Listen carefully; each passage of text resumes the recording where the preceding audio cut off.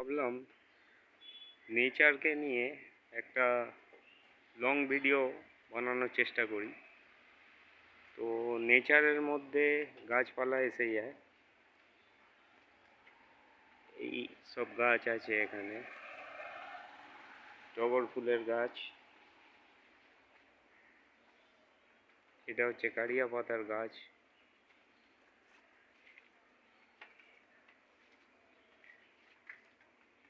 জামরুল গাছ, এটা জামরুল গাছের পাতা, এটা হচ্ছে কলা গাছ। কিছুক্ষণ আগে একটু বৃষ্টি হয়েছে তাই পাতাগুলো ভেজা। এখানে দেখতে পাচ্ছি জবা ফুল, জবা ফুলের গাছ। এখানে একটা লাল জবা আছে আর একটা লঙ্কা জবা আছে। এর সাথে দেখা যাচ্ছে একটা কাঞ্চন ফুলের গাছ, এর ফুল সাদা রঙের হয়।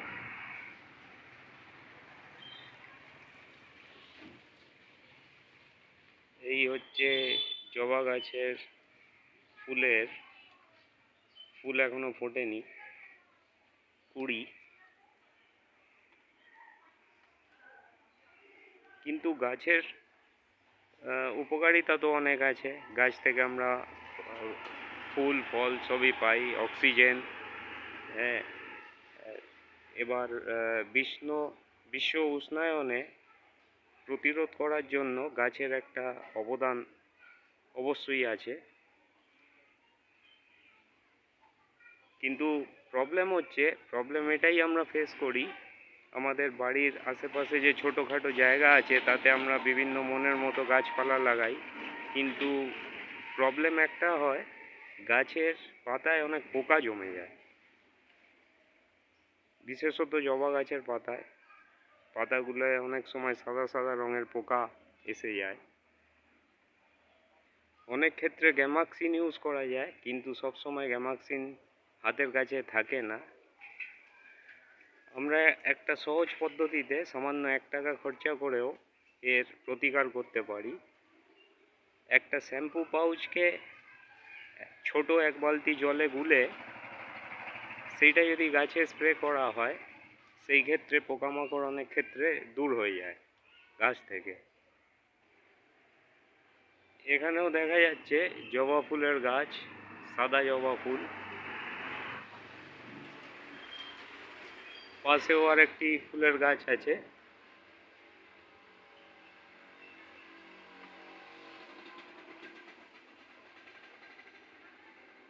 সাদা জবা, তার সাথে আছে একটা গেরুয়া জবা, এটা ফুটে আছে।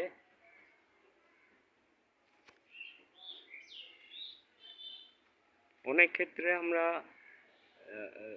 জৈব সার দিয়ে থাকি। জৈব সারের মধ্যে গোবর সার খুব ভালো সার হিসাবে কাজ হয়। এছাড়া বাজারে অনেক রকমের সার পাওয়া যায়।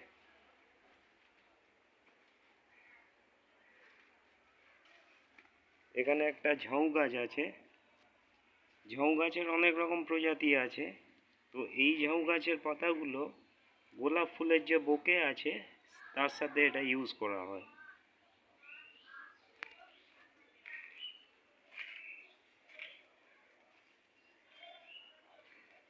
সামনে দেখা যাচ্ছে কিছু গোলাপ ফুলের গাছ আছে, ফুটেছে, গোলাপ ফুল ফুটে আছে। এই গাছগুলোতেও আমরা গোবর সার ইউজ করতে পারি।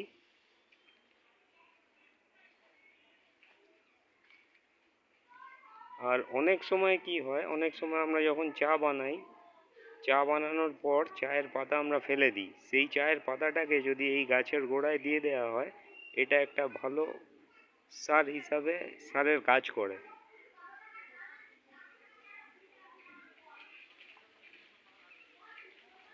তো পোকামাকড় দূর করার জন্য বিশাল কিছু খরচের ব্যাপার নেই। যদি গ্যামাক্সিন অ্যাভেলেবল নাও থাকে, একটা শ্যাম্পু পাউচকে গুলে সেই ছোটো বালতির জলে একটা শ্যাম্পু পাউচকে গুলে সেই জলটা যদি স্প্রে করে দেওয়া হয়, তাহলে পোকামাকড়ের থেকে গাছকে নিস্তার দেওয়া যায়। তো এই তথ্যটা যদি ইনফরমেটিভ মনে হয় তাহলে একটা লাইক করতে পারেন আর চ্যানেলকে সাবস্ক্রাইব করতে পারেন।